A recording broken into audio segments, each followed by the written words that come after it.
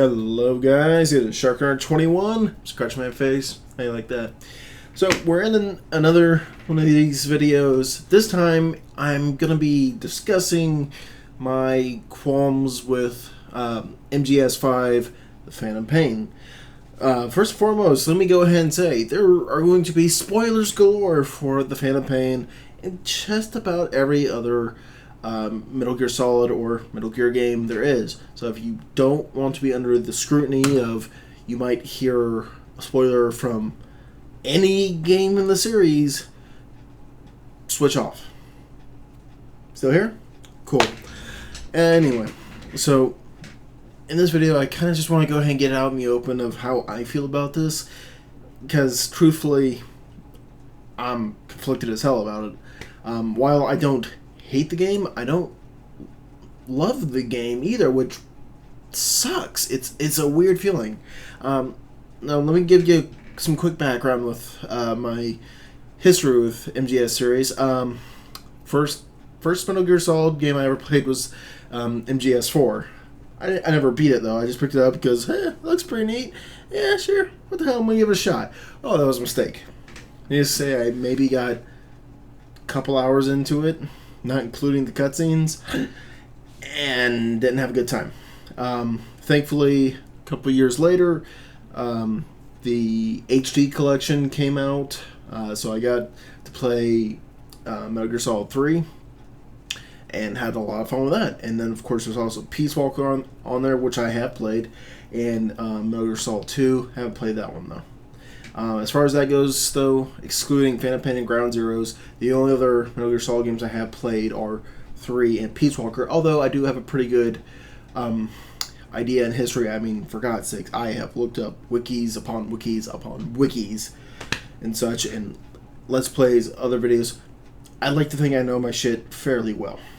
That being said, let's go ahead and jump into my problems with it, because unfortunately that's the thing with this game. I've got more problems, my hand's not, there we go, problems than good things to say about it. So let's say the good things. The gameplay is fucking amazing. It's the number one thing I hear from people. The gameplay is amazing. Oh my god! Because it is. It's the best gameplay. It's some of the best gameplay you're going to find in any video game ever. It's just so good. How fluid it is, what you can do, how you can do things. There's no way you can argue the gameplay. But the thing to remember with this, I think more importantly, is that it is an MGS game. Meaning that the fans, the people who have played through this series, played through all the other games, we've got some history, we've got some stake in this. I like to think that most people who played this know who the characters are or have a good idea of who the characters are. But here we go. So I've got a little list here. I can't see that too well. Sorry, the light's really bad. Actually,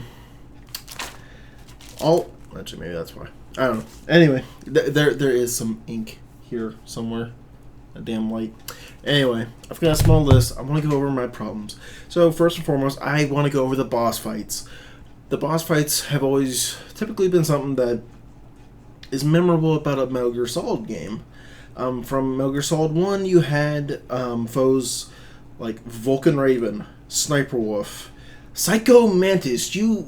That's always, anytime you look up a video for top whatever number of bosses or best bosses in video games, you're almost always going to come across the Psycho Mantis fight from MGS1, because it was so, whoa! When I heard about it, I had to look it up. It's amazing with how much ingenuity went into that. Then there's also, of course, Metal Gear Solid 3's bosses. While the only one I can say that really didn't catch my attention was probably the Pain. You know, the guy with bees and shiz is, I had the pain, I have bees, ah! It's cool. Good for you. We're gonna fight now. And then I'm gonna go. Alright. But in Metal Gear Solid 3, the bosses were almost all of them were memorable. More importantly, they had a cohesiveness. Almost every set of bosses in any Metal Gear Solid game has had something to tie them together. I believe for Metal Gear Solid 1, they were, God, what was it? Foxhound, I think they were. That Liquid's group was attached with. In MGS2, it was Dead Cell, I believe. There was Fortune, Fat Man, and Vamp, and there's a fourth one I'm pretty sure. I just can't remember. And, Vamp's been a small staple. Metal Gear Solid 3. The fucking Cobras, of course. Duh. Everyone remembers the Cobras. If I say Ocelot, the first thing that usually comes to people's minds is either his gun spinning shit or his wow business, right? Yes. You remember this. Or, of course, the most memorable boss, I'd say, is probably two, actually, from Metal Gear Solid 3. The boss, naturally, and the end, that sniper fight, which for most people, the first time, it's amazing. Peace Walker had, well, it didn't have humanoid enemies, or I should say humanoid bosses. It did have robots or AI, which I thought was actually interesting in some way. It's kind of like, I'm fighting a partially put together Metal Gear here. Okay, let's roll with it. They weren't bad, I thought. Not really. I mean, you got one that's a rolling tank that moves really fast and do crazy shit. It's just, the fuck am I looking at here? You got another one that flies around with a railgun. It's like, a railgun. That's going to be bad. Then you've got a moving fortress, and of course, then you've got Peace Walker, actual Peace Walker, and Zeke. So, let's get to the meat of my problem here with bosses. Excuse me. For the Phantom Pain. For the Phantom Pain, the bosses, I tried to quickly write this down. There's Quiet. There's the Man on Fire, or Volgan, of course. The Skulls. You've got the standard guys, the mist-emitting ones. Then there's the Sniper unit and the armored ones. And finally, there's the Metal Gears. I'm going to say it wrong. Everyone says it's wrong. So, Philanthropist. If I don't call him Metal Gear, I'm going to call him Puss, because that's what he was. Right off the bat, my immediate problem with the bosses is, I can also add Eli to this, but I don't like to, since I didn't really feel like a boss fight. It was just shoot the fast-moving target a few times, or have Quiet do it. So, with Quiet, I mean, come on. I'll admit, it was cool. Like, immediately when I got into this fight, it's like, oh, this is the end all over again, but cooler, I thought. Not quite. Not actually. It was kind of neat at first, I thought, but I don't know. Looking back on it now, maybe not so much. And about the coolest thing I can honestly say about the Quiet fight, because I feel like any sniper fight just harkens too far back to either the End or Sniper Wolf. That might be not fair to say, but really, what else are they? But with Quiet, it wasn't a bad boss fight, sorry. Not really. And in fact, there was a very unique way I ended up taking her down. Because for the life of me, I didn't want to shoot her with an actual gun. I thought, no. A couple times in a video I had that unfortunately got corrupted, so I had to refight her. I was somehow able to just clock her a couple times with my trank gun from across the map. I was like, ooh, that's cool, but it's not quite doing it enough. And then I got the smart idea of, what if I called in a supply box on her? And that worked. That a couple more supply boxes later, and you won the boss fight. I thought, okay, well, you know what? Kojima's kind of known for, I don't know, unique ways to deal with things. Again, hearkening back to the End, there's very unique ways to take care of him. You can take him out before the boss fight, You can also take him out by just, when you get to the boss fight, setting your clock, your system's, I don't have a console up here, your console's clock ahead by a week, or just waiting that week. There's just so many ways to wait the bastard out. It's amazing. But I don't know. Overall, that didn't feel so great. The Man on Fire, or Vulcan. I thought it was really cool that they were bringing Vulcan back. I don't know why he had fire powers all of a sudden. It was probably in the tapes mentioned somewhere. It's kind of a blur, honestly. But now he's got fire powers, and it's like, alright, you have fire powers, and you can absorb the fire, so fuck it. Let's go. I didn't like this boss fight at all. And I'm not talking about the one in the hospital. I'm talking about the actual one after you go into the Devil's House. And, of course, Skullface is there. He goes, ha-ha! And then you get chased out, and you're forced to fight off him, the Man on Fire. Now, the way I ended up doing it, I don't know, I guess I must have been fighting for like 10, 15 minutes or so in the video. But it just ended up raining, and that defeated him. Which I thought, it's kind of cool, but what do you want me to do here? Because there were water tanks around, which was actually kind of cool, but it doesn't seem to matter how many times you hit him with water. I went back, tried the mission with my water pistol, like, you're gonna die, bang, bang, or psh, psh, psh, psh. Doesn't work. He's just kind of like, what the fuck are you doing? It's like, I'm killing you! No? Okay. My point is that boss fight, you can just wait him out too easily. And I just found it very weak. Because he doesn't have a health bar or anything, of course. It's just wait him out, or just it wasn't a fight to me. This was just survive. That's not what a Metal Gear game is. What? Fuck you. The skulls themselves. I thought the skulls were going to be a lot better. They're not. There's two instances where I can think of where you fight the mist skulls, the standard ones. There's the when you go to get Miller and you make it to the first LZ, of course, and here they come. But you can take them out there. Then later, once you get the honeybee, you come out, Skullface shows up again, and goes, aha, I've got you this time, boss! And then a bunch of skulls show up. And instinctively, you're kind of like, well, I don't think I'm properly equipped. I'm going to go. But they're not that tough. Not really. I went back with some weapons I had back at the beginning.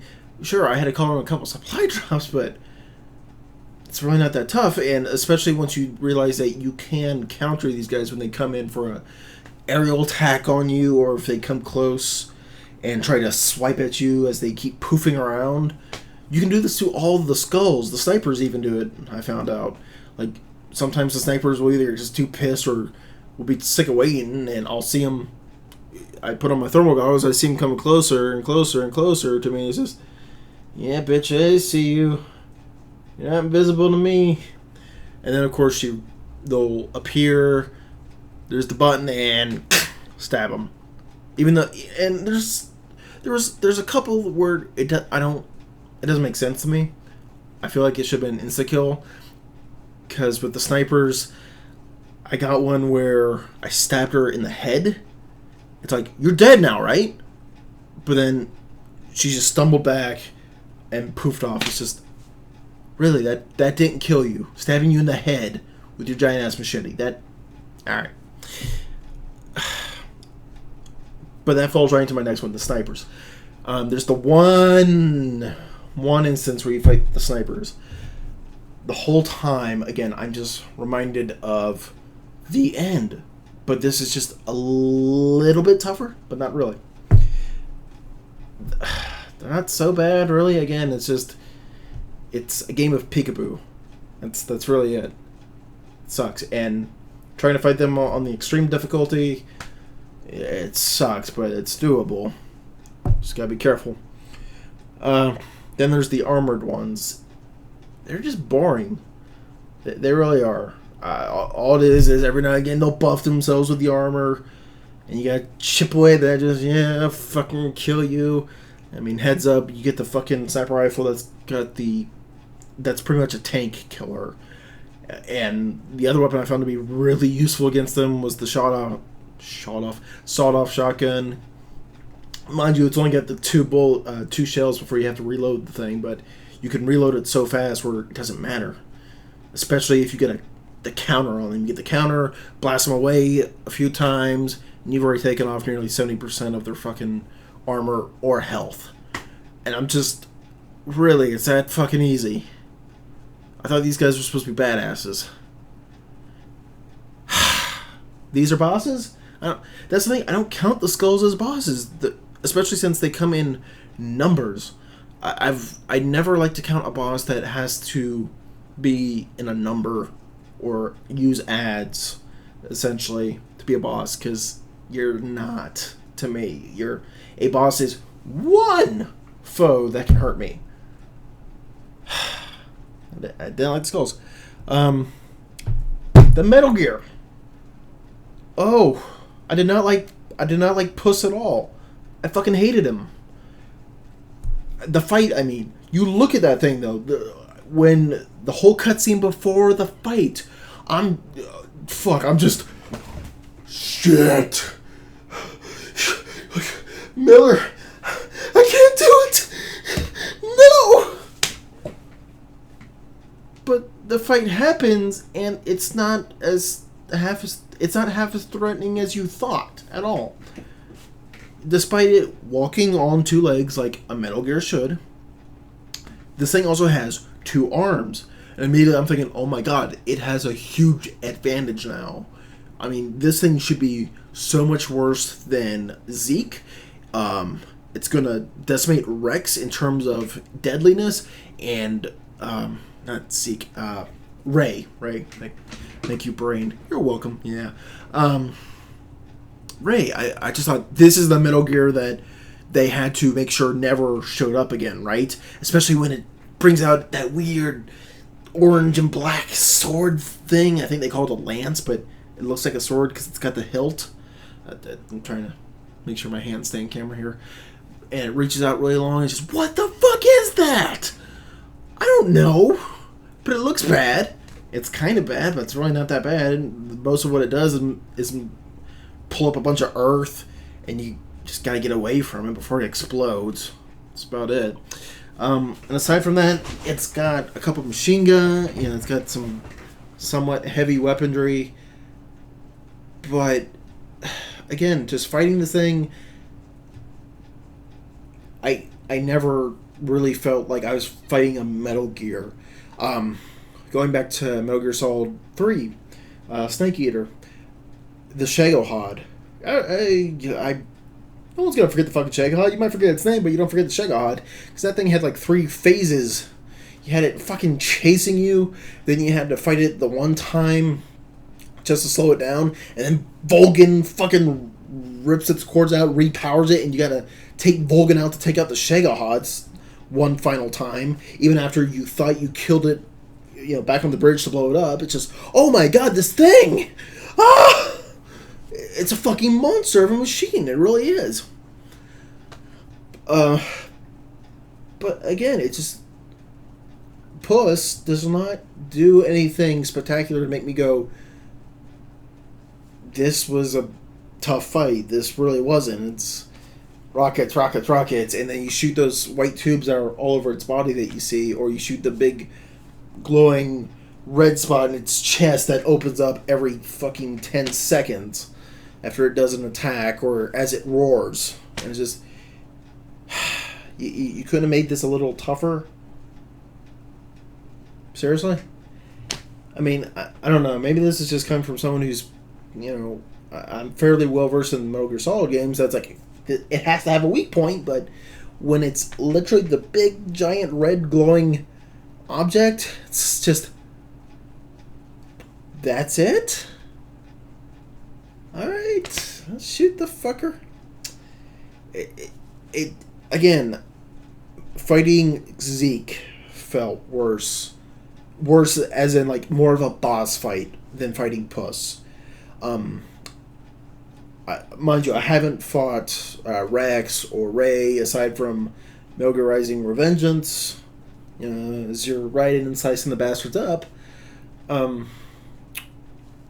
But again, I fought the Shagohod, of course. I fought all of the Peace Walker robotic enemies, and those felt so much more intimidating. I would rather fight Puss in terms of a boss to face due to its easiness, because my first time fighting Peace Walker was a fucking nightmare.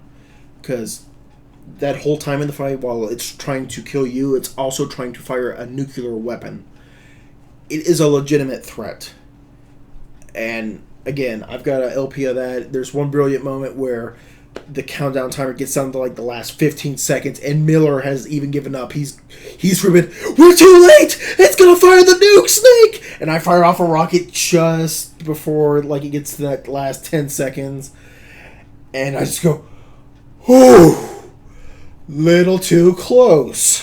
With this one, with Puss, I'm running around the fucking area shooting this thing, and that's about it.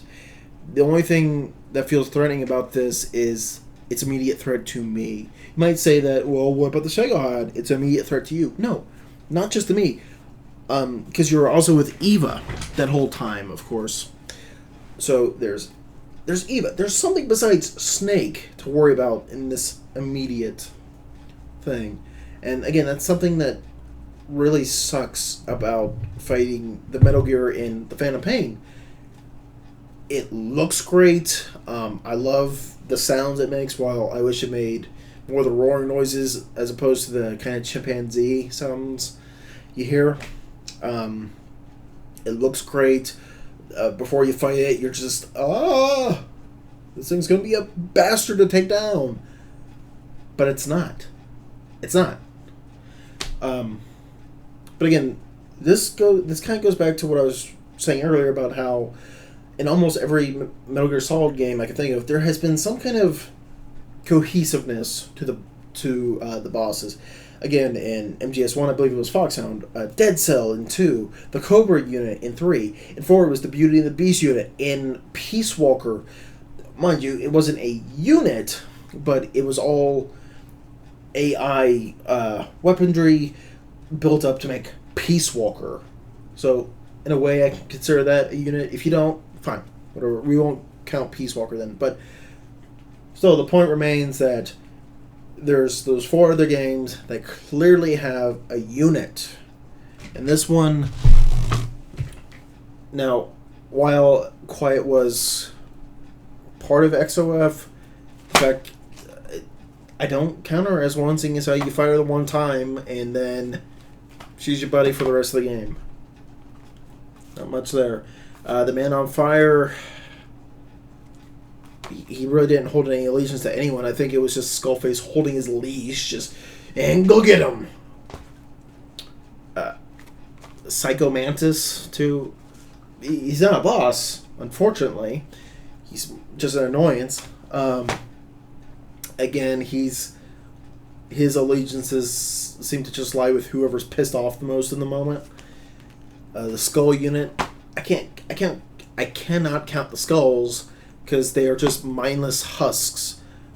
Again, it's just they're these wired soldiers told to go kill, do it. There's nothing about the skulls that really makes you think about them. It's just, alright, guess we'll fight. And again, the Metal Gear, there's nothing to that. It's a Metal Gear. It should have a tighter bond in the story, but it doesn't. So the boss fights just felt so hollow in Phantom Pain. Let's move on. I've talked enough about the fucking bosses. The missions.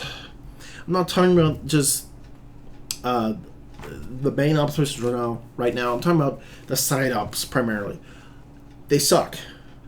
They all suck. The only ones that are remotely interesting, I'm not counting the yellow ones, because they are the important ones. The only ones that are remotely interesting are the wandering former Mother Base members. And that's because they do change a little bit.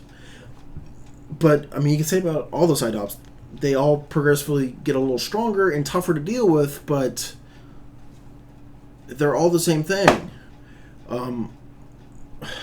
Like, there's, 10 or 12 or something of almost every side op? Go clear the minefield. Go extract the soldier. Go get the prisoner. Go take care of the armored unit. Go take care of the super unit of soldiers. You know, the guys in suits and whatnot. And that's about it. What? And again, there's like, but in every one of these side ops, I kept thinking to myself, okay, it's going to get to like number 5 and it's going to stop, right? Nope. Okay, we're at 8 now. It's going to stop, right? No? Okay, we're up to 10. What the fuck? Where's the ingenuity? Where was the creativeness in any of these side ops? Again, Peace Walker. Let's think about Peace Walker for a moment. In some side missions and shit, you got to go to a monster island to fight 3 separate big monsters from, well, except for Rex Skier. I think the other 2 were from Monster Hunter, but I got to fight those things while I also talked to cat people, or felines they were called, I think. Where was that? Where was, again, from Peace Walker, just the creativeness and the goofiness in some of the missions, like shoot the balloons to this, you know, funny little tone going on. Oh god, it's right there. There was like a ghost mission. There was a couple ghost missions where you go with your camera, you can take pictures of the ghosts and shit. And it's like, this is weird, but good at the same time, because Metal Gear Solid games usually take themselves so seriously in the story, but usually in the side stuff, that's where Kojima's always made it towards like, hey, you're playing a video game. Remember that, okay? Have fun. And that's what they did. And again, and think back to Metal Gear Solid 3 too.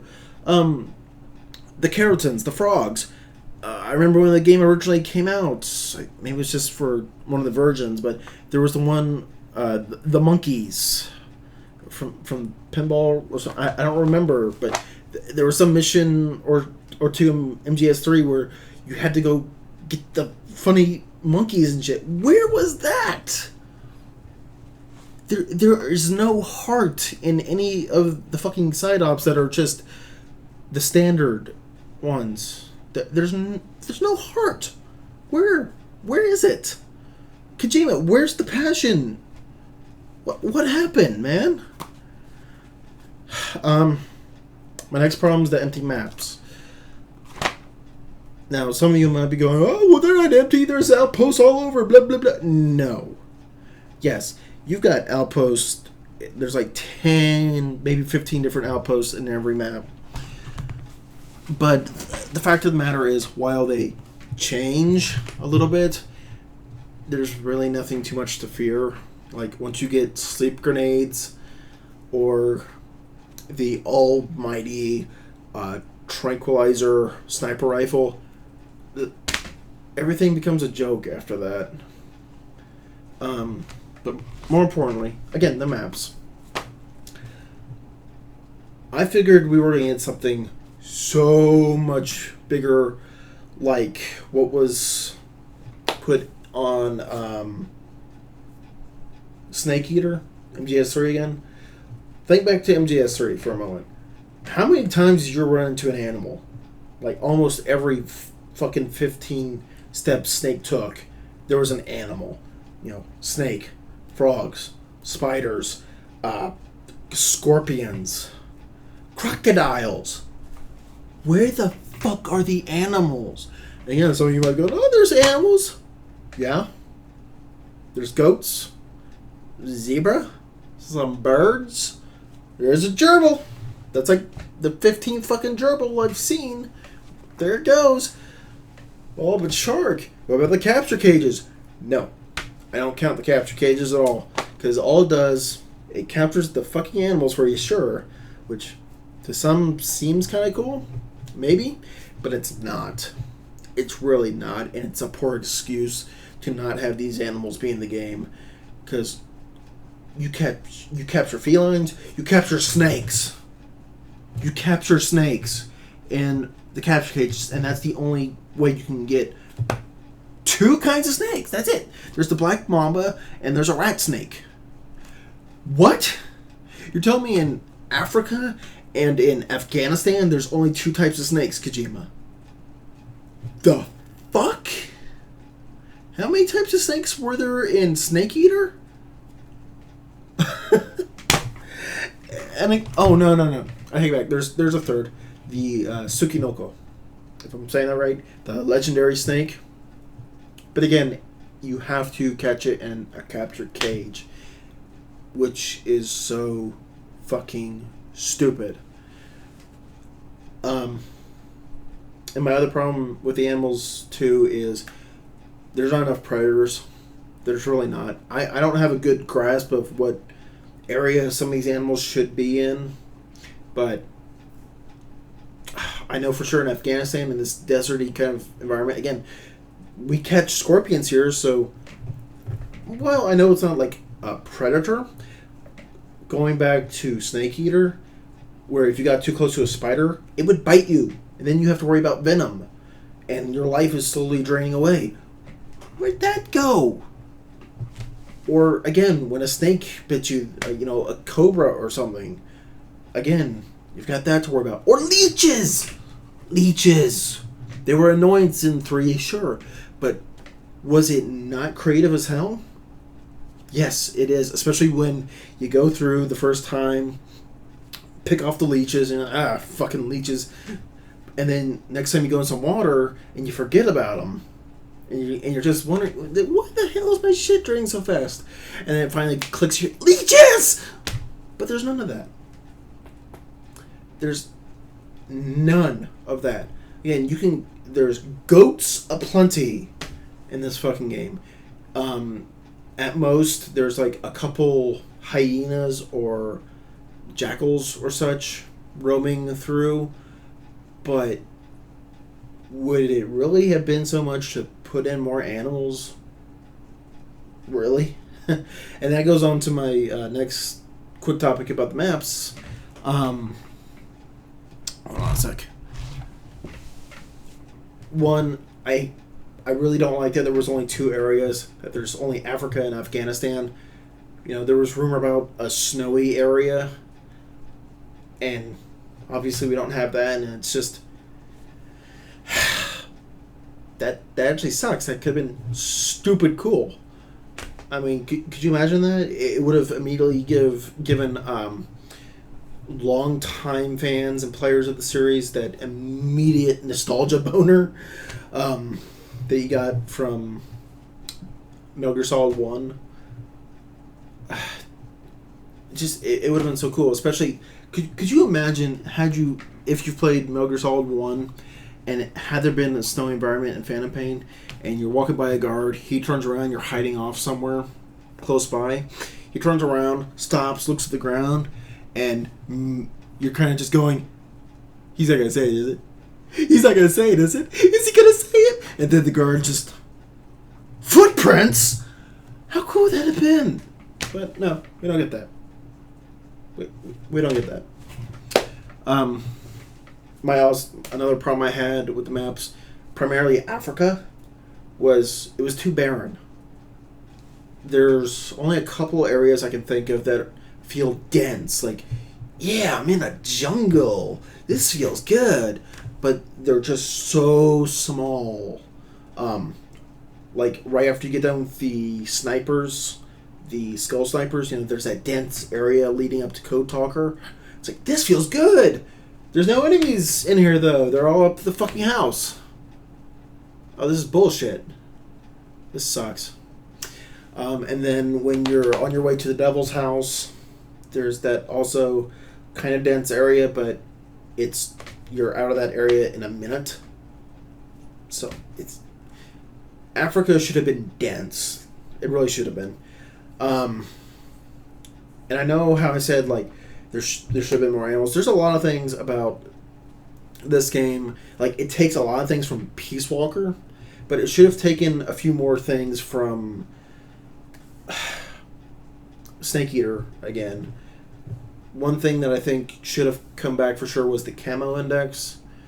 I mean, out of any time where that would have made sense, in Snake Eater, it didn't really make sense because how can you really measure how your percentage of how well you're camouflaged? Not so well.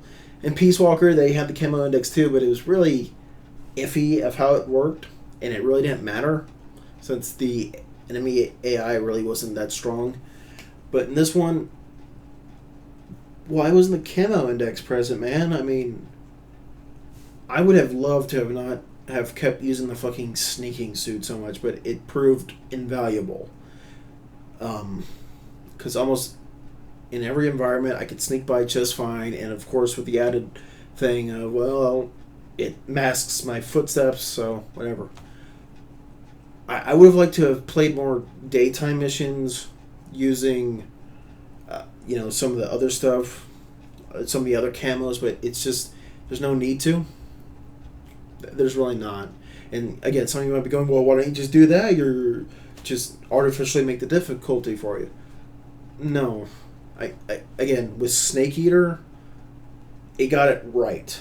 So, some people complain about Snake Eater, like, oh, you have to go through menus and menus and menus. It's not that hard. It takes, a couple minutes at the most to go through the menu to change your fucking camo? Is that a problem? Really? A couple minutes, if not a few seconds, once you get used to everything? I don't think it's an issue. I really don't. But yeah, that should have come back. Oof. We're going to dive into the multiplayer here for a second. Not MGO, obviously. 1 second. FOBs. I like FOBs. I like the idea of me infiltrating some other player's base. It sounds cool, doesn't it? You infiltrate their base, and depending on how well prepared they are, that can really vary of the level of difficulty you're going to have. But holy shit, are they unbalanced. It is... FOBs in general are insanely imbalanced to suit the defender. Now, I'm not saying that the defender shouldn't have it stacked higher in their favor. They absolutely should. But, I mean, the fucking defender is way up there. Way up there.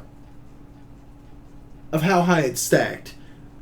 And people like me who like to do this for fun, and usually I don't, most of the time I like to go through just pure stealth. I do not like them to know at all that I'm there. Most of the time, we're not like even half. Wait, there we go. We're not even like halfway. We're not even here. We're way the fuck down there. Hey, how you doing? Sucks to be you, doesn't it? It does. As the attacker, it sucks. The defender has so many just insane advantages. And the worst thing is, again, I like to play stealthily. I like to get through a person's FOB without any guard seeing me, without any device seeing me. No alarms, no nothing. Not even disabling anything. I love going through them like that. But there's still a problem with that. There's been plenty of times where, again, I get through, I'm trotting through the FOB. I just get done with one section because they can put up a maximum of 4. Just like with your standard, with anything else on Mother Base, you can have 4 platforms per, per station. Let's say, like R&D can have 4, the command platform can have 4, of course. And of course you can put staff and equipment on each one. So I feel pretty good in myself as I start to progress through. If I get through it stealthily, it's like, all right, I got through that one. Oh yeah, no one saw me. Good job. Sure, you're a fucking badass. And then, you have that bad moment where everything kind of freezes and you're just, what's going? You check in the top corner and Defender is warping in. It doesn't say that exactly, but that's what's happening.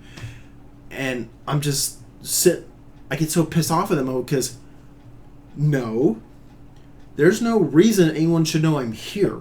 No alarm, no radio, no nothing. But somehow the fucking defender has been alerted of my presence. It doesn't make sense. And of course, it's not just the defender. If the defender has supporters, any one of them can come in too to help. So it's just stupidly stacked out of your favor as the attacker. Because usually for me, as soon as the fucking defender shows up, all bets are off. That I always carry at least one lethal machine gun with me. It's just, alright, I see this is about to get stupid difficult. Let's go. And it becomes headshot season for me. It's just, let's see how many of his guys I can take out, because it just became near impossible for me to get to the objective. And it almost always is. Because the defender, as I've learned from myself, I can mark you and you not know that you're marked, but the second I take a shot at you, everyone knows where you are, because you're marked. And again, it just takes one shot for me to take care of you, to put you in your fucked mode. And then I could just be watching from my perch, just, yeah, he's getting pretty far. He's going up, yeah, oh, he got past that guy. Yeah, you know what, let me help real quick. Alright. Yep, that knocked him on his ass, and done. It's... Again, the defender just has too much of an advantage in these stupid FOB missions. I like to do them just because, again, they're fun. I love challenging myself, where it's, again, it's like, alright, I'm going to try to just use the empty magazine, you know, just, I distract them, move over there, do my rolls. I've done it plenty of times where no one's popped in, but for the times that it happens and you're doing it stealthily, it fucking sucks. So, the defender's shit needs to be nerfed badly, and the attacker needs some kind of advantage, one way or another. Personally, I would say that the attacker should have... Either the defender should only have one life, because you can just infinite spawn. Mind you, that respawn counter keeps going up, but, I mean, you... I've done it before where you just set mines or something right in front of the door, and it doesn't matter. That guy will be fucked. It's real bad. And then there's also... oh, no. Well, I was trailing off there. The attacker should have some other sort of advantage where maybe a second attacker should come in. Like, let's say, and this is only under good circumstances for the initial attacker, say that you get through one platform stealthily, no problems. That gives you the ability to call in someone, period, anytime you want. You can hit a button and it'll do the same thing. Just like if when you get your message saying, "Oh, you're being attacked," so you'll port in, and you know you can have someone come in to help even the odds, because you need the odds, because it's just so badly stacked out of your favor. It is. It's insane. I hate it. Probably one of my bigger points of contention here. God. The fucking antagonists for this game. They are the worst. I say they because there are multiple. I had to think about this for a minute. But there are multiple main antagonists in this one. It's not just Skullface, because he's done and out of it after Chapter 1, which I found hilarious, actually. It's just, really? You killed off Skullface already? But then I thought about that again. It's like, no, wait a minute, wait. Before you start criticizing your shark, think about this. Because there was that trailer that we saw where boss looks behind himself and, Skullface, how you doing? And it turns back and Skullface is gone. So, of course, it's like, oh, does he have like a Tyler Durden kind of thing going on? And when I got to that point, it's like, all right, so we're going to start having Skullface really being that devil on my shoulder, right? No. Again, Skullface is just so weak of an antagonist, it's hilarious, too. In Ground Zeroes, they built him up beautifully.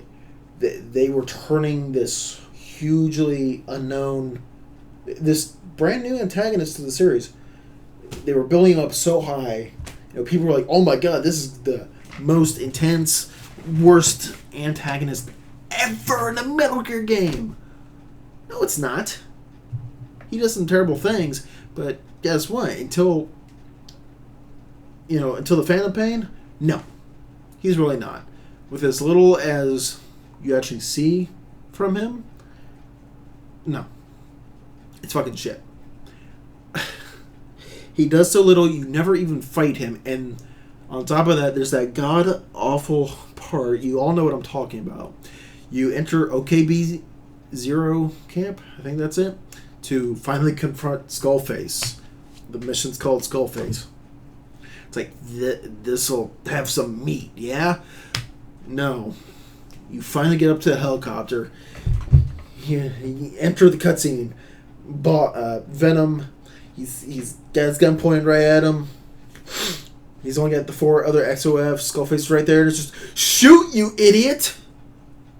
He doesn't. Instead, Skullface talks to Boss. And it's the weirdest thing that I've seen happen, where the main antagonist, the source of all this phantom pain and the need for revenge, you see Venom drop down the weapon as Skullface is talking to him. It's just, what are you doing, you fucking idiot? This is the guy. And you're seriously lowering your weapon to hear him talk. No. He can talk when he's fucking on the ground and I've got the gun at him and while I've got all of the XOF surrounding me. That's when he can fucking talk. On my terms. But right after that, you go on a car ride with Skullface and he goes on this monologue. And it's so bad. Not so much because of the monologue itself, but due to the fact that... 2 things. Venom never says anything during this monologue. He never interjects. Nothing. There's this nice little meme where it's just a couple panels and Skullface is just... They're just staring at each other.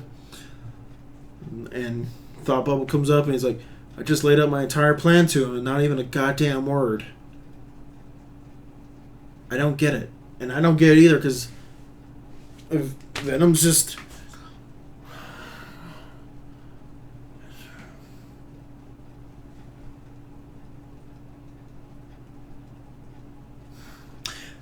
Nothing! What? It was so bad. And right after Skullface gets done telling his plan, you have to endure like a 5-minute awkward silence as music starts playing and it feels out of place as hell.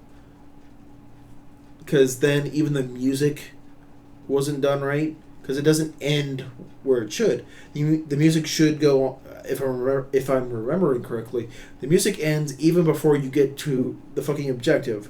Which then just leaves that awkward silence again. And it's just... As the player, I'm sitting here going, And again, Boss is just sitting there. He's just got his hands in his lap, this is nice. And myself, it's just, why don't you have your gun out? This is your enemy, dumbass. Well, yeah, you've got XOF all around you. Miller's made it clear that, hey, we're here too, boss. Why is fucking Venom just not even pointing a gun? This doesn't make sense. Again, in Snake Eater and Peace Walker, in almost every Metal Gear Solid game I can think of, whenever Snake, or almost anybody I've seen, is face to face with the enemy, they have always got their fucking gun trained on them. Always. The only time it lowers is when it goes, oh, you're not the bad guy. Okay. But otherwise, it's always like this. Again, from Snake Eater, I remember it so well. Snake's just... He's got the gun pointed at the boss all the time, or at Vulcan, whomever, until either a boss fight happens or the boss disarms you and goes, oh, you broke my gun again. Stop doing that. But again, that's one of my huge issues with that. The way you deal with Skullface, though, is in a good way. Although the framework feels too reminiscent towards the boss, where you've got kind of that over-the-shoulder angle and the way you're aiming down. It's like, this isn't... I kind of get what you're doing, but it's too close to how the end of the boss fight felt. It's not good. And he did it again in Peace Walker, where you have to kill the horse, the boss's horse. You see that same shot again. And then it's happening again in the Phantom Pain, and I'm just... part of me is just... It's cool, but it's not right. I mean, mind you, Venom goes to town on him. Starts blowing chunks and pieces of Skullface all over the place. But just the framework didn't feel right. And again, it's just... I'm staring at him, he's lying there, he's dying. As the player, I'm just... I didn't even get to fucking kill him? I didn't even get to fucking fight him? Cool. Last thing I want to say about Skullface. Why the fuck did they put the domino mask on him?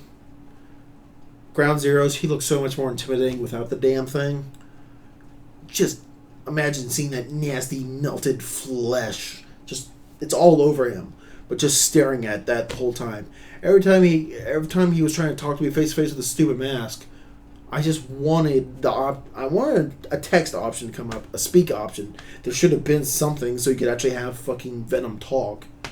Where I just wanted to either say or take it off myself, but at least say it to him. Just take off the mask, man. You don't look intimidating. That ruined your whole look. It really did. I don't know why they did that. It ruined Skullface's image to me. It's like you've got this guy in a suit and whatnot with the hat. His very presence is very intimidating. The way he talks even kind of sets you uneasy. It's like, ugh, I don't like that. But then you look at his face with the mask, and it's just, you don't look so intimidating anymore. Not really. Just want to add that. As for the other antagonist, there's Eli, or the White Mamba, or Liquid. Now, I know he's not immediately an antagonist, but the fact that his story arc isn't wrapped up in this game, or at least at this point, they might do DLC. Just about everyone highly doubts it, but while it's interesting to see Liquid Snake as a child,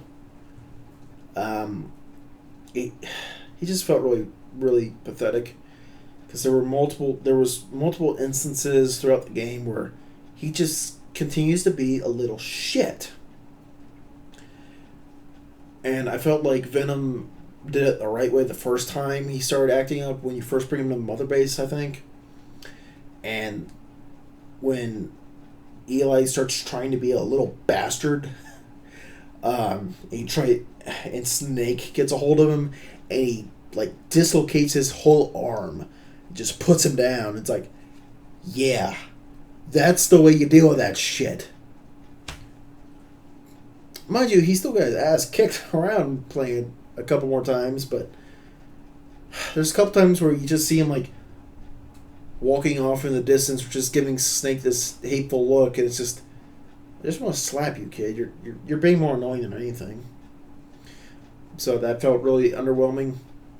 And again, going back to his story arc, or his lack of story arc, when he steals the Metal Gear, him and the child soldiers, and they go off to wherever the fuck, because no one cares apparently. I mean, there's just that.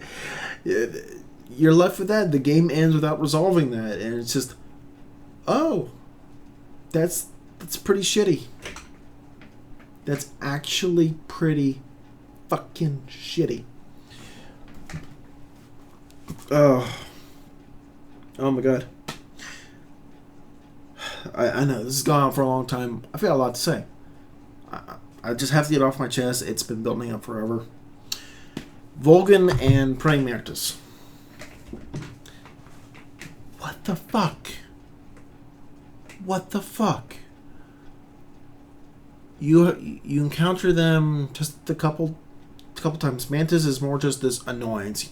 Again, he latches on to whoever's the most hateful at the moment. Who's got the strongest emotion.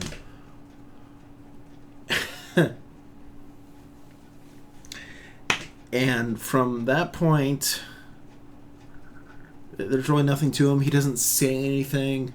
He just kind of helps whomever's in control of him at the time. And that's really it. He doesn't do much else. He's just kind of that fucking nuisance. He's like the Deus Ex factor, you know? He's annoying. And then there's Vulcan, or the Man on Fire. I remember, so I talked about his boss fight already.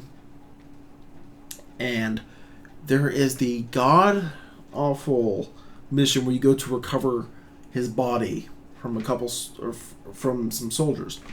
It's like, okay, well, this has potential. So when you finally get to his body in the mission, there's a cutscene, and that's it. It's a fairly interesting cutscene, but beyond that, there's nothing much else to it.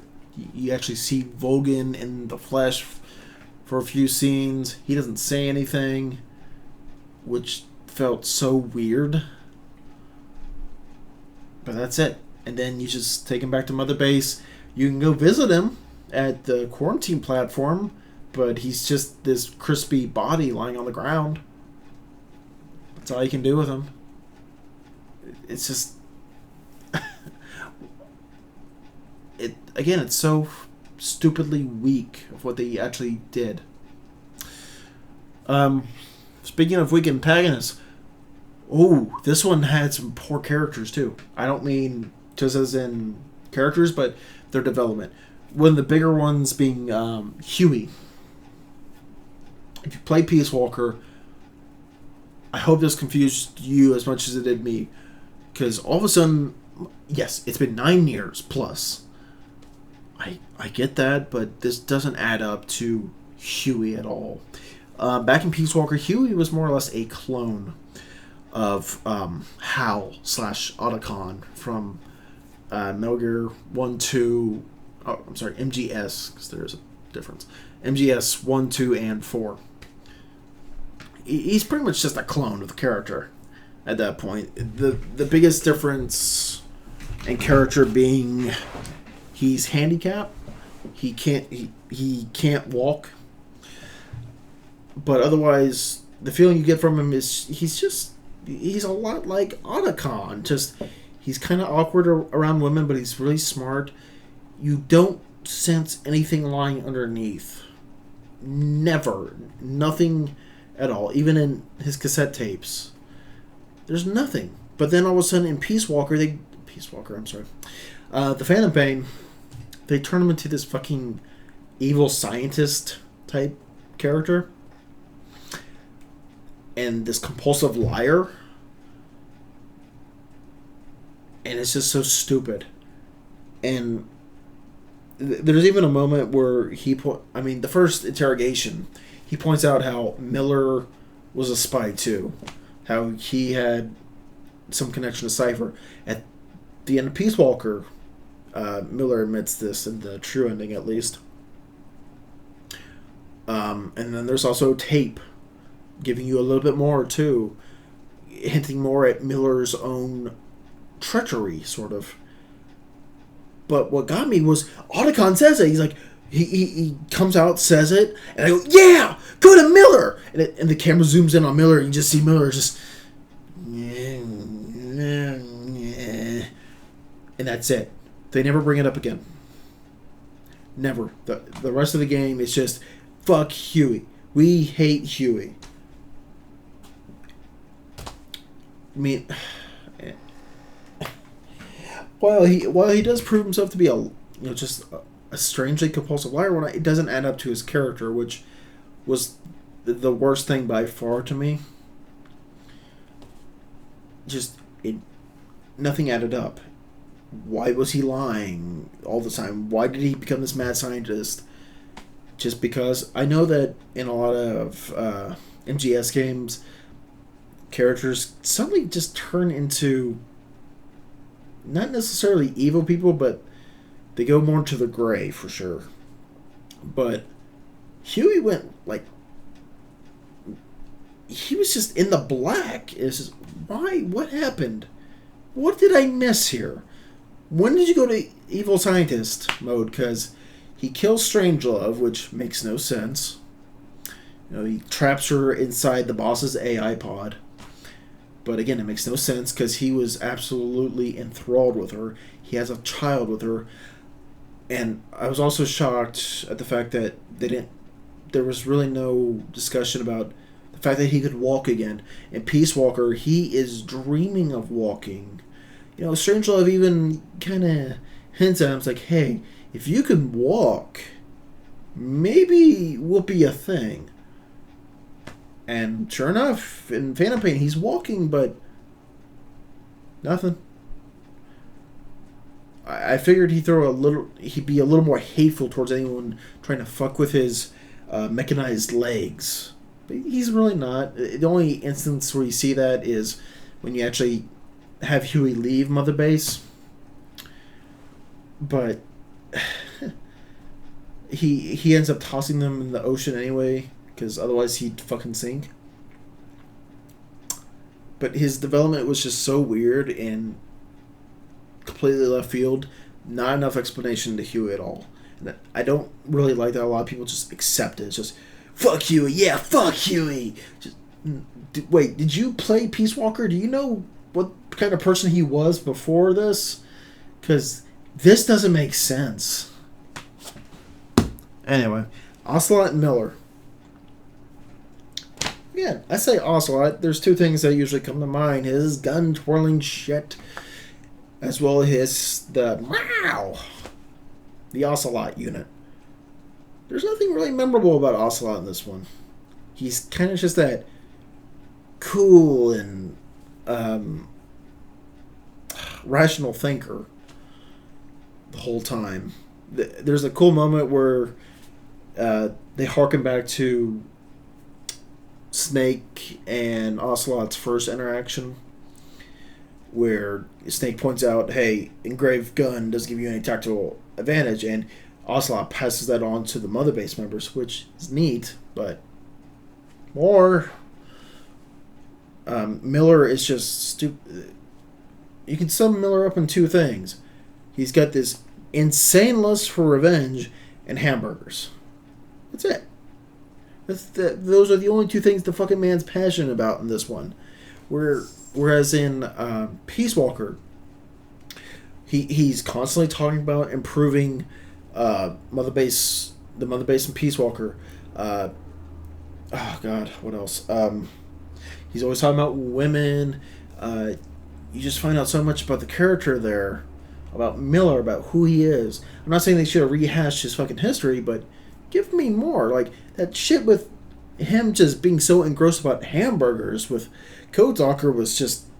It was hilarious, but it was one of those genuine, this is Metal Gear Solid kind of moments. It was, again, it made me think back to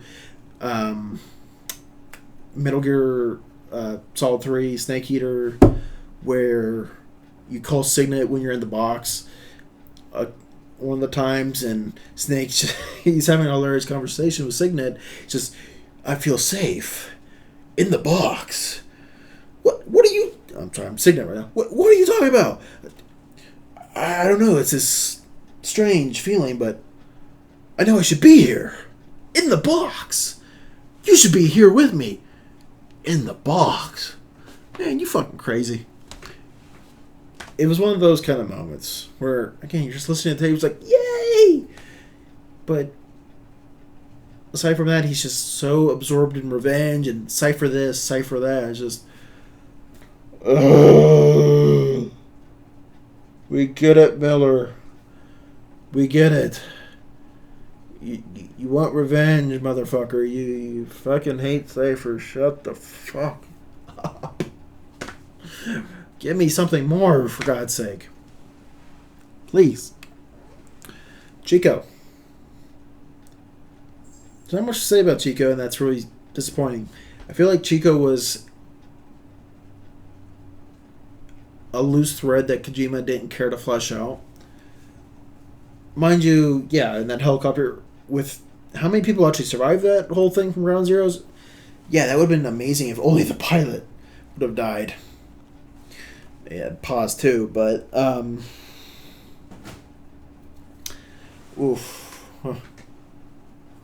Otherwise, with Chico from Ground Zeroes, he's got that weird port in his chest that never gets explained in Ground Zero. So it's like, okay, well, in Phantom Pain they'll explain it. And I got excited when I saw that there were some tapes about some of my former buddies from Peace Walkers. Like, oh right, Chico. I listened to the tape and Chico died. Really? Chico died. Great. Mind you, he didn't have a whole lot of character so much. He was just kind of this naive kid who wanted so bad to be a soldier but didn't really understand what that meant. And he was obsessed with monsters and things. Like a kid should be, you know, just these fantastical things. And it just gave Peace Walker more personality, more character. But in Phantom Pain, Chico's dead. He's dead. So I don't have to explain anything about why he could plug his headphones into his chest. That's weak. It's really weak, Kojima. And then there's his sister Amanda.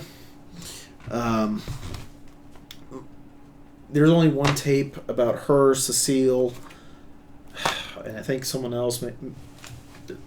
But anyway, with Amanda, I kind of understand why she wasn't in this game, although she should have at least made an appearance, I think. Amanda and Cecile are both characters from Peace Walker, in case you don't know. And Amanda was part of a revolutionary group in Costa Rica, maybe? I can't remember the exact place. So I kind of understand why she's not in this game. And I wonder if you can hear that plane going overhead. I'm getting my supply drop. Anyway, I can't understand why she wasn't in the game, but it would have been nice to see her. Maybe get some more tapes. She could have been some kind of intel source, maybe. Just saying. Cecile, also. She was this kind of just like this pretty face in Peace Walker, but there was a little more to her character. She was funny, whatnot, and there was also hints that she was a scout. So it's like, ooh, if anyone's going to be in this, Cecile should be. Because, you know, naturally, let's put her in the intel team. Cecile is, I think there's a sentence or two about her, but that's it. And it's the thing that sucks, because Cecile could have been this cool character to help humanize or bring Miller back from the edge. Or try to. Because Miller did make it very clear that he had some kind of affection towards Cecile in it. And their whole interaction was always funny, because Cecile always got mad at Miller even when things weren't his fault, and it was just charming stuff in Peace Walker. But there's none of it here. None of it. Pause. She kind of shows up, but at first I did think she was real, but the more I've read and come to understand about it, it appears that she is more of just a hallucination given who Venom is in the Phantom Pain, but we will get back on that later. Paz's character felt okay, but her part is more of a different subject. I'll get to in a minute. And then there's the boss AI, as for another weak character.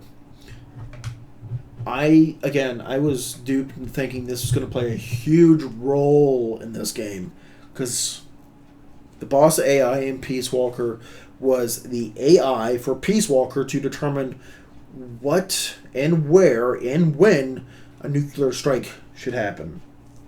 It was supposed to be a form of nuclear deterrence, but it ended up going kind of haywire. But it had the boss's AI, so it's got her voice. It talks like her. It thinks like her. It recognizes Snake. Kind of. But it was so weak.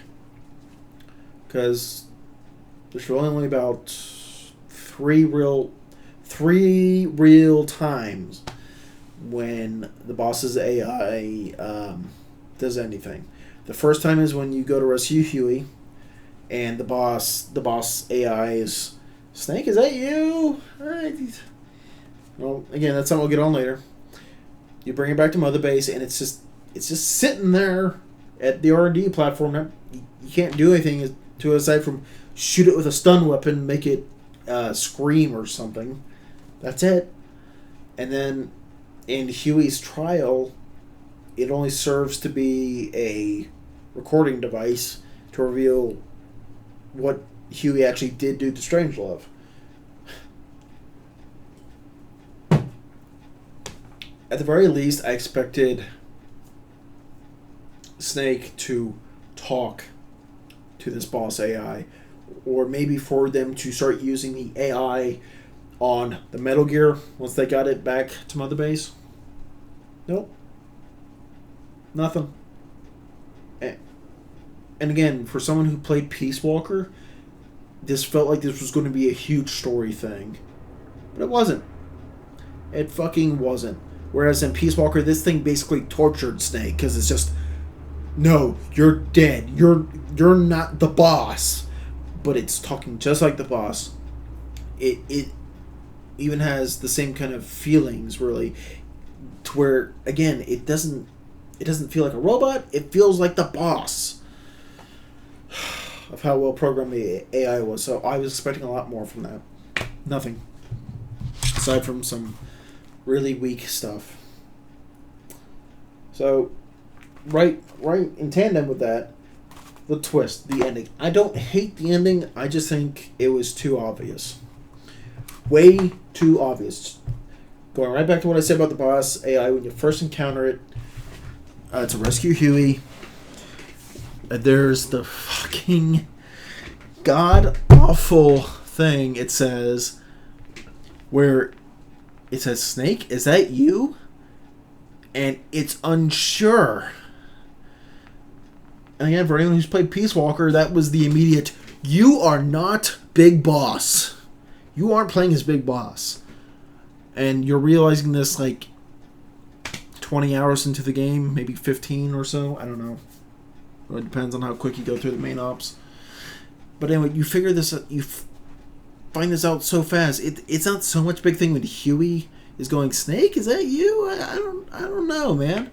Because I can understand you're scarred up, you've got the piece of shrapnel on your head, but the boss's AI should not have a problem, identifying Snake. It kind of just senses or detects him back in Peace Walker, and it knows it's Snake. It knows.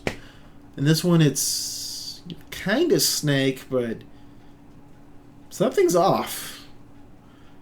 And that was my first real immediate, we are not Big Boss. There's just too many other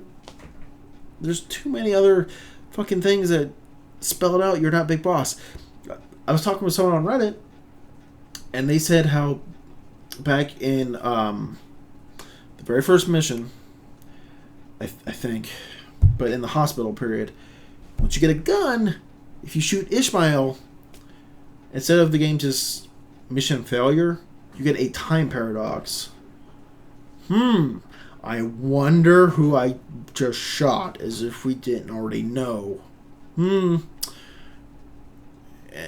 And again, some more icing on the cake to tell you you're not really big bosses. I can't believe they actually did this, was where they got a blood test to see if you were related to Eli at all, liquid. And then when Ocelot comes back and says, "Oh no, you're not a match at all," it's just, really? You couldn't let us speculate, maybe? No, you... Oh. Fucking ruin it, man. So, yeah, while in my playthrough I got all giddy and I was like, eee! Again, when you actually sit down and think about it, it's like, you really shouldn't have done some of those things.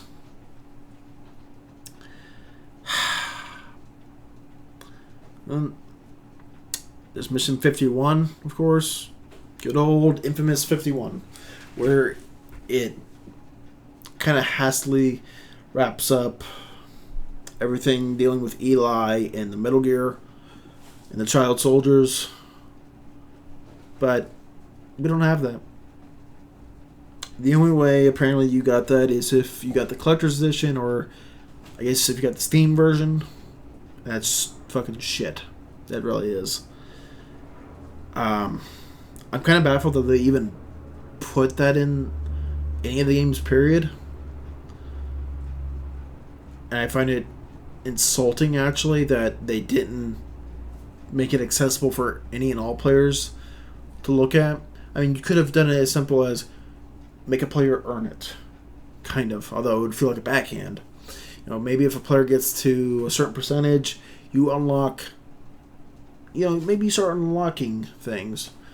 And maybe at 100%, maybe you could have gotten that. You just got the standard game. But no. But again, that's where I would find it insulting, too, of just the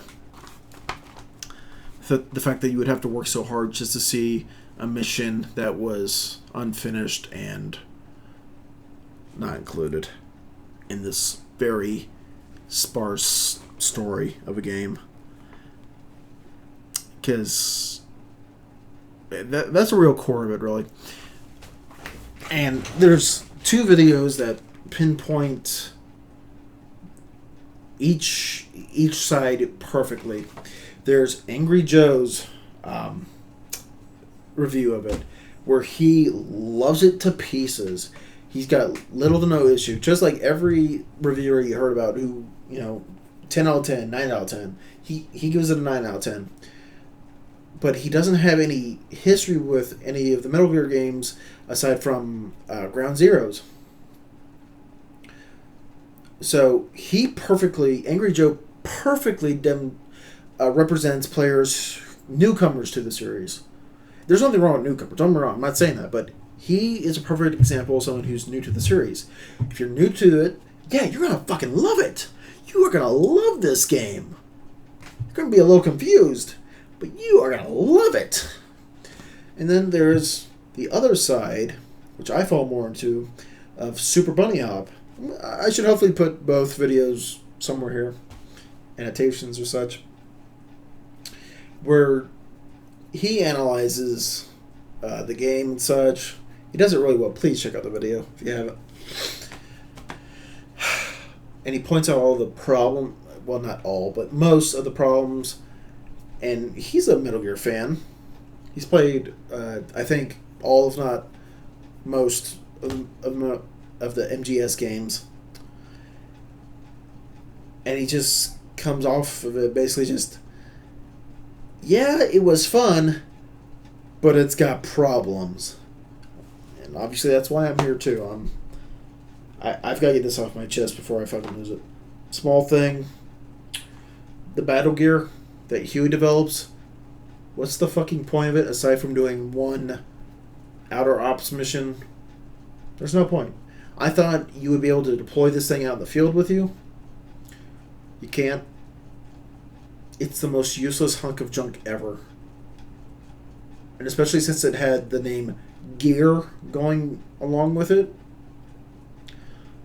I thought, oh, this is gonna be cool. Maybe I'm gonna use this in a mission to fight the Metal Gear Puss. No, you use it. I think just once, in an outer ops mission, which is just you sending out your soldiers to go do a mission that has like slightly better than 50% odds.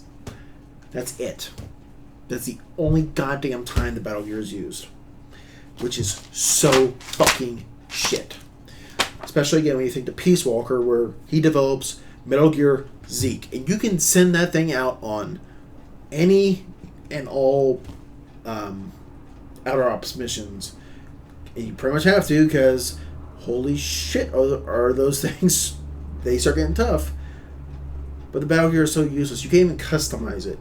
It's just, what the hell is the point of this stupid thing? What was the point? You made a useless piece of machinery for me, Huey. Thanks. I'm sorry you got tortured to shit back, and I'm sorry that they bastardized your entire character for no good reason other than they had to bastardize someone besides Miller, because he's the one we're supposed to be sympathetic towards. But, yeah. The Battle Gear is pointless. I hate it. I hate the very idea of it. It could have been a cool thing. It wasn't. It should have been... Again, it should have been something where you have to get in this thing to weaken or stop Puss, the Metal Gear. It wasn't. It was bad. So I already talked about the camo index, how that should have been in there, along with all kinds of animals in the maps. The other thing that I felt was missing, rations. If I'm not mistaken, rations have been in every Metal Gear Solid game. I'm pretty sure. So for them not to be in this one felt weird.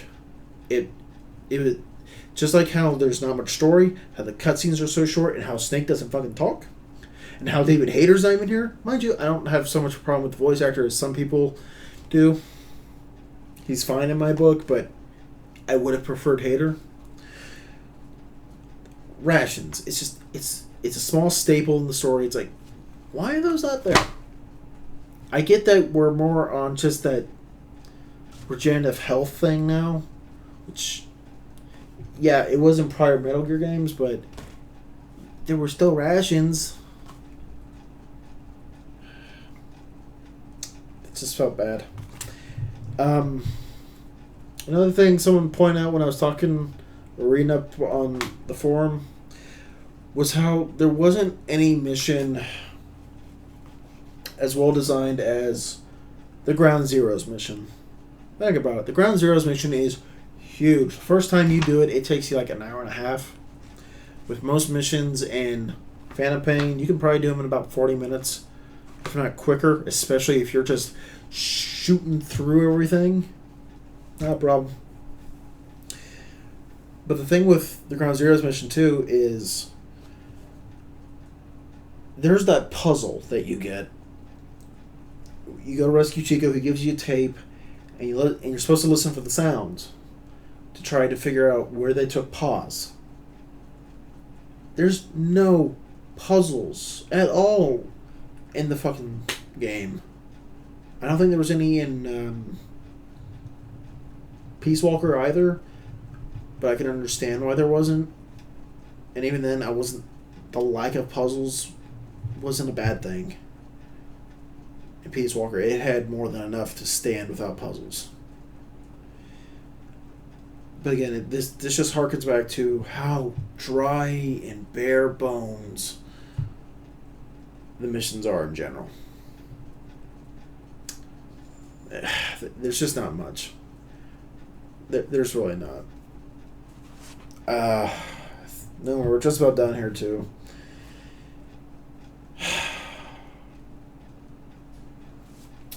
I think the final thing I've got to say is how boring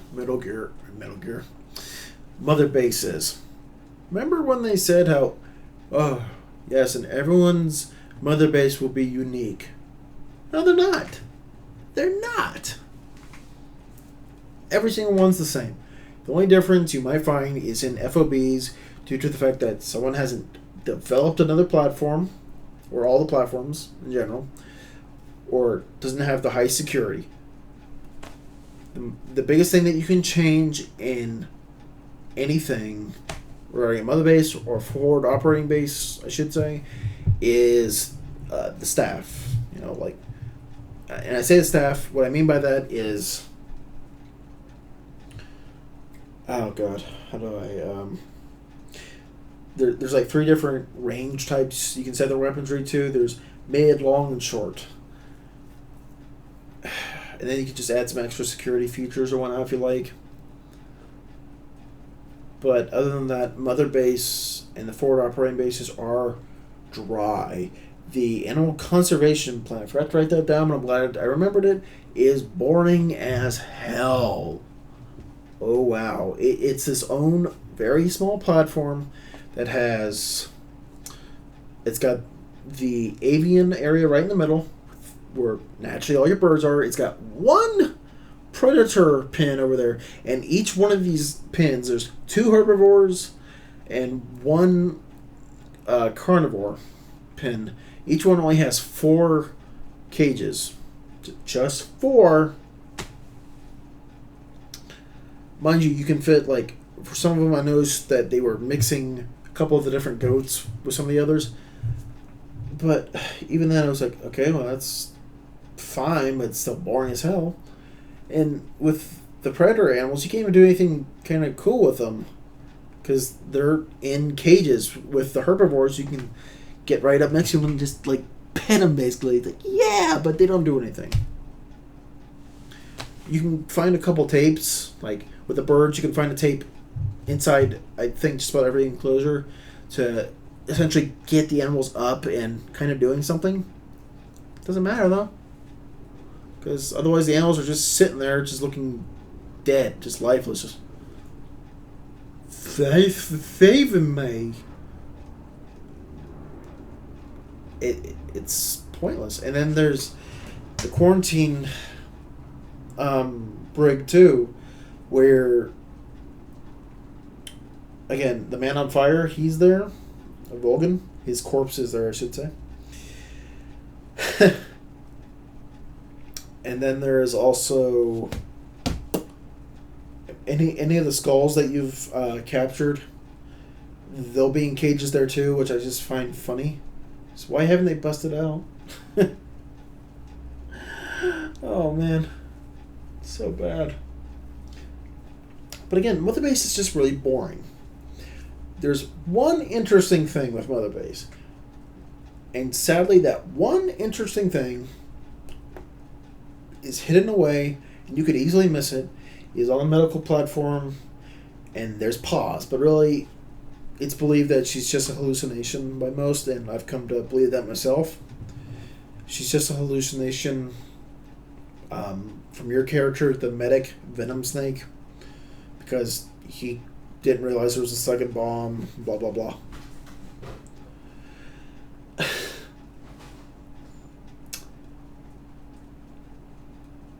But her whole shtick is you'll get those site-ups for the wandering former Mother Base members. You go collect them. They give you a picture each time. And you have pause, kind of remember. And every now and again you get another tape from her. But that's it. There's nothing else. Even when you go visit Huey, he just... Snake!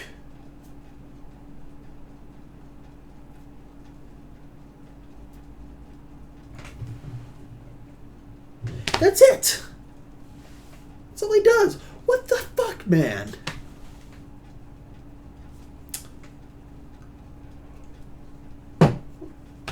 I just found that really bad. And whenever you're leaving the command platform, you can spot Code Talker on top of a place where he in no way should be. You can go visit Quiet, all that, but it's still boring as hell on Mother Base. You can punch out your guys every now and again, but it gets boring after the 5th time you do it. So more or less, that's about it. That's about all I have to say about the Phantom Pain. overall, I'm just more disappointed with the game than anything else. And this isn't something that everyone should just be blaming on one entity. And by that I mean, do not just blame Konami. This is also Kojima too. Don't think that Kojima gets away scot-free on this. Yes, there were problems and whatnot. But my point here is when the story is so lacking, when the characters themselves are so lifeless, and when these big maps that they kept talking about are so dry and barren, no. That is on Kojima. It's just as much Kojima's fault as anyone else. Because again, to think back to the maps, you know what game did this so much better? It was a first-person game. Came out 2012. Far Cry 3. It did this whole thing so much better. The entire jungle area felt like a jungle. There were several different predators to fight. There were animals everywhere. Every now and again, there was a snake that would bite you. Crocodile, and crocodiles were fucking fun as hell. There were sharks. I think Komodo dragons. I find it sad when a game that came out more than 3 years ago has me applauding it more for its use of space and its map so much better. Because I know that if and whenever I go back to play Far Cry 3, I'm going to have so much more fun going through the map again and fighting the animals. Because they're much funner. It's not me trying to fucking trank goats. Oh, let me get the goat. And it just lies down. What do you fucking do? But yeah, that's about all my rambling, I think. And I hate this. This feels like the worst case of bait and switch. Because of how many things we were promised. How many things we were told. This kind of feels like how I think people must have felt when Metal Gear Solid 2 came out. And, oh no, you're actually riding through the majority of the game. It's kind of like that, but worse. Because the Phantom Pain feels more like it was made for newcomers than it was for the actual fans, which irritates me so bad. It's just, what happened? Ground Zeroes was a game for the fans. But not this. Not the Phantom Pain. Not what is more than likely the last Metal Gear Solid game from Kojima. And I cannot... again, it's just... This... Kojima has stake and blame, too. For the worst writing I've seen from him. A lot of people think Peace Walker's the worst. No! Have you played the Phantom Pain? It's bad. It's bad as far as writing for a Metal Gear Solid game is concerned, at least. It's not good. Not good at all. There's...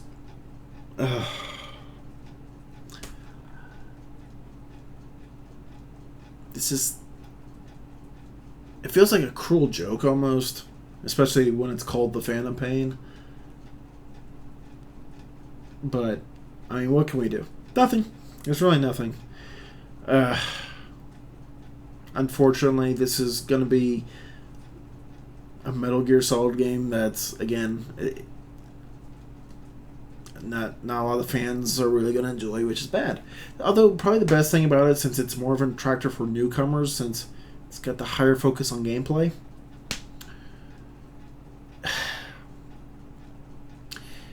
is...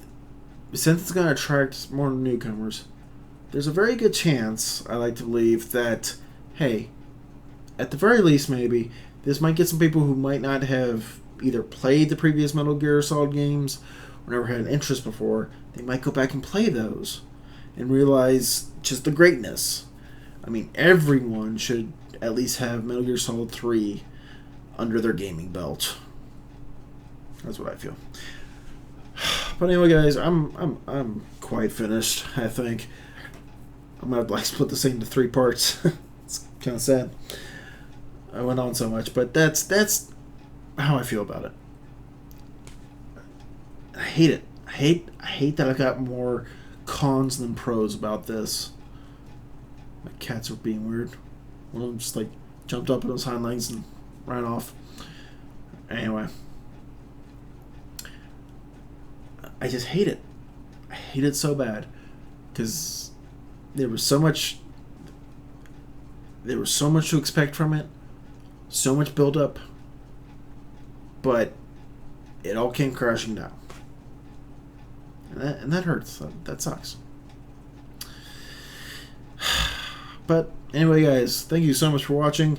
I'm going to see if I can't try to do more of these types of videos where maybe it's not like a review like I kind of really like to do one with Inversion because of how fucking bad that game was, or how bad it became, I should say. Midway. Oh, God. The game.